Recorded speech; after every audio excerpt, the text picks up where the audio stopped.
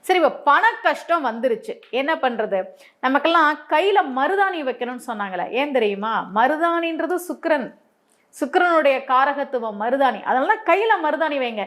சுக்கிரன்றது பணம். நீங்க கையில மருதாணி வைங்க. இதெல்லாம் நீங்க செஞ்சு பாருங்களேன். சின்ன சின்ன விஷயங்கள நம்முடைய முன்னோர்கள் நமக்கு சொல்லிக் குடுத்தாங்க. பணத்த மதிக்கணும். மனைவிய அடிக்கக்கூடாது. கையில மருதாணி வச்சுக்கோங்க. ஏன்னா, அது சுக்கிரனுடைய காரகத்துவம். அது செல்வத்தை உங்ககிட்ட கொண்டு வந்து சேர்க்கும். அப்படிலாம் நமக்கு வழிமுறைகள பெரியோர்கள் சொல்லி வச்சாங்க. சரி, இப்ப பண கஷ்டம் வந்துருச்சு. என்ன பண்றது? கனகதாரா ஸ்தோத்திரம் படிங்க. அந்த புத்தகத்தினுடைய விலையே ரொம்ப குறைவு. ரூ. 30 ரூ. 40க்கெல்லாம் கிடைக்குது. நீங்க புத்தக திருவிழாக்கெல்லாம் போனீங்கன்னா, அல்லது ஏதாவது கோவில்களுக்கு போகும்போது அங்க புத்தக கடைகள் இருந்ததுன்னா, கனகதாரா ஸ்தோத்திரம் அப்படின்னு கேட்டு ஒரு புக்கு வாங்குங்க. அது சமஸ்கிருதத்துல இருக்கும். தமிழ்ல இருக்கும். ஆனா சமஸ்கிருதத்துல இருக்கிற ஸ்லோகத்த தமிழ்ல எழுதியிருப்பாங்க.